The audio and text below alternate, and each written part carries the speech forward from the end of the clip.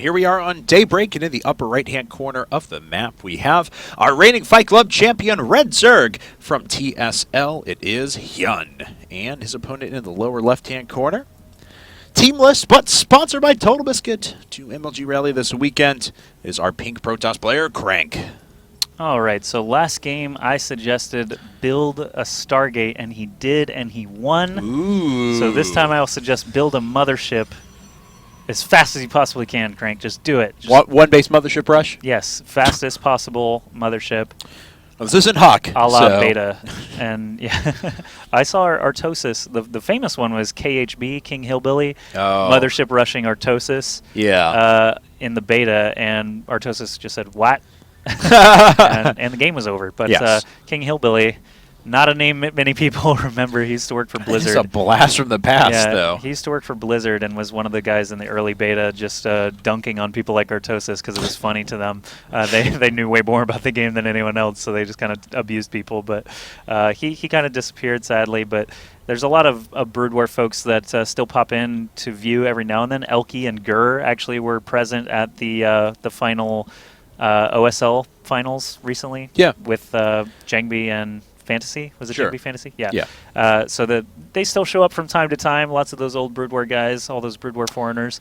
They still exist. They're still alive. Most of them are playing poker because that's basically playing video games for money against other people. Still competitive gaming. Yeah. Essentially. So I believe that's what Jinro had mentioned, that he wants to start pursuing again as well in Korea. So. And Jinro is a frequent poster on 2+2 and Liquid Poker and all that stuff. So. Yeah, wish him the best of luck with that as well. And I was a bit sad he couldn't come to Face Off, though. I know. That's, all the other Liquid guys were out there, and it was cool to see them all. So nice to have everyone in one spot, but it was neat. All right, so as we can see, it's a Nexus first again for CranK. Decides to forge after that, and making a pretty stout wall up at the front, but nothing really too out of the ordinary. Now, HyuN, on the other hand, he actually didn't send out 2 drones like he normally does to pick where his hatchery was going to go. Got a little bit lucky. CranK's rally point was just a bit too far away from with his probe. It was just around the edge of where this hatchery was going to be built, so HyuN was able to sneak one in there. Yep, and right now, basically, CranK is gearing up for that same build that I kept telling him not to do, getting that first gateway up now. But, I mean, obviously he has time to start doing something else. HyuN on 3 bases, 3 hatches, going to be just macroing like crazy once again. Probably going to be very similar to what we saw in Game 3, where he just made a ton of units. No mind games, no cancels, no base trades, just basically making a ton of stuff. And this Zergling manages to get in and look around in the main. That's kind of important because he's going to see no gas once again. He didn't even jump in there yet. If this probe catches him and hits him twice, 3 times a lady. And 3rd time's a charm. Trying to get out there. Nah, go Zergling. Go Zergling. One assimilator now, but he's never actually got to see the right side. Oh, man. The micro is insane. Finally gets popped by the probe, but he only saw one of those assimilators warping in. But he saw it was coming up really late once again. So, this is the same sort of build we were talking about. Now, in the last game, CranK did the same thing and ended up going into a Stargate. We could still see that again. It's a definite possibility. But 3 times before that, he had been going into a quick robotics facility.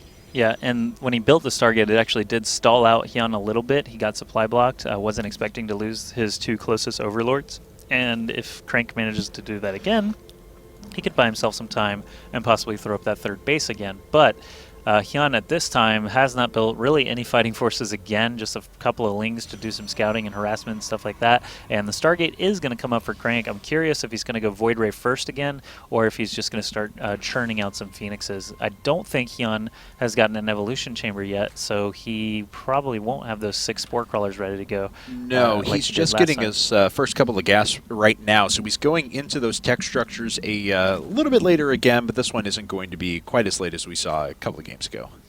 Yep, just waiting to see what both players try to settle into here. Once the Stargate's done, we'll have a better idea. and really HyuN just seems comfortable making lots and lots of drones. Obviously, he's going to build some Zerglings just to have them on hand to be annoying with, or to take over map control, try and take over the Xel'Naga Tower, or just keep them parked at the 3rd and 4th bases of CranK. He can basically do whatever he wants with a handful of Lings. And Void Ray is going to be the first actually out of the Stargate, so he might be able to pop those 2 Overlords that are closest to his base, but then it's going to be a game of Overlord hunting after that.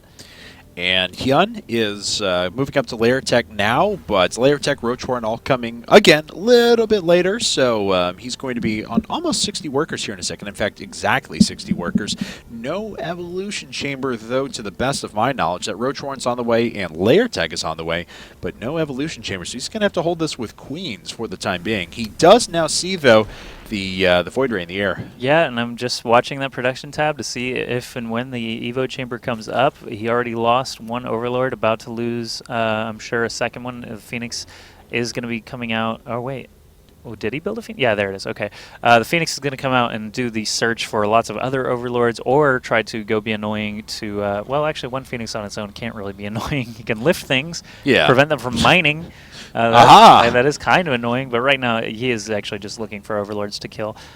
Some Lings are actually looping around the 3rd base area of CranK. I'm not sure. Yeah, he should just leave 1 there, establish that vision. If you look at the minimap right now, you see these red dots everywhere. HyuN is just keeping such good coverage of the map. And it looks like another Overlord might bite the dust here from that Void Ray. Yep. So he is going to get set back just a tiny bit again. Having to spend more larva and minerals on another Overlord, and there's the huddle from the Overlords inside the main. Phoenix still can't really do anything there, though. And once again, going quickly up to the Hydralisk Den, but he's doing kind of what I talked about might be a possibility last go around. Yes, he has a Hydralisk Den coming up. He'll make enough Hydras that he'll stay safe. Again, though, CranK is going after a 3rd base and a quick robotics base, so he's going to jump back into Colossus technology. But this go around, HyuN is moving so much faster into his Spire tech. His Spire tech's already a quarter of the way done. He's banking resources for it. And this early could be Muta play as well. And if he's able to pull that off, it's going to be difficult for CranK to have a response if he goes with the same build he saw last time. This is just HyuN being really adaptive and really smart.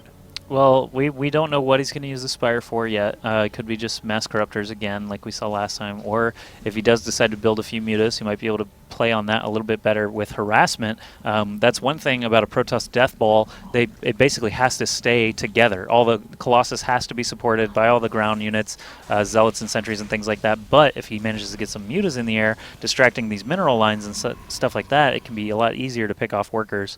Or he could just go straight Corruptors and try to kill all the Colossi as fast as he can to give his Roaches time to kill off everything else that's standing. Or just make 12 Roaches or just and not have enough resources banked up to make any air units. No, he does put down Zerg Flyer attacks level 1, and we'll see what he ends up making here in a second. This Void Ray certainly has to get away very quickly, though, getting very low in health, and does sneak over the high ground. Yeah, he flew over the creep. I was like, why are you doing that? They're so slow, they'll never catch you, unless you fly over creep.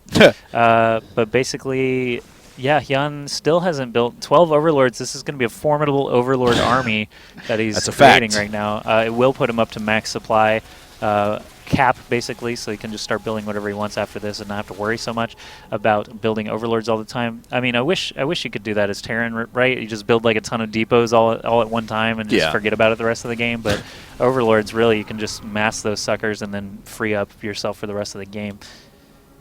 Well, this is a pretty stout army for CranK now, but it's not very well bolstered by gateway units at the moment, and he's investing into another robotics facility. So he's kind of at that point where if he's able to just kind of sit back for a couple of minutes, he's going to be in a really, really nice spot because all of his infrastructure will be in place.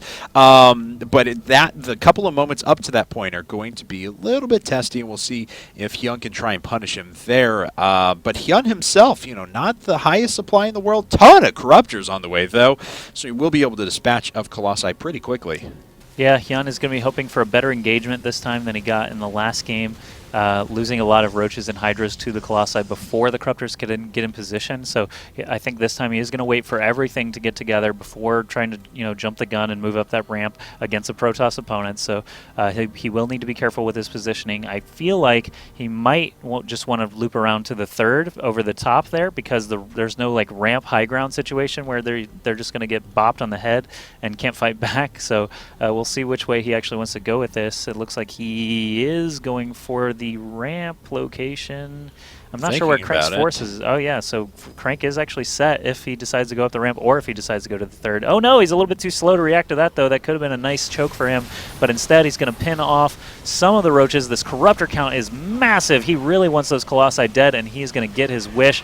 Looks like 3 Colossi are so close to death. He's not focusing them extremely well, but now the Corruptors are overhead of the Stalkers, so Crank did a good job microing that back. But while the Colossi were moving around so much, the ground forces were just getting picked apart by the Roaches and Hydras, so HyuN with a much better position than he had last time. This Colossus might be able to stay alive long enough to outlast these Corruptors. That's a little surprising, honestly. I mean, coming into that, I thought Crank had a really, really nice army there in a pretty good position as well, but he just wasn't able to control to the best of his ability. The force fields at the beginning were pretty good, but he wasn't able to dispatch of those Corruptors very efficiently, and now he's kind of being overrun. It's almost 100 supply advantage for HyuN at the moment. Goodness. Yeah. And GG! Oh, wow. Okay. Wow! So HyuN takes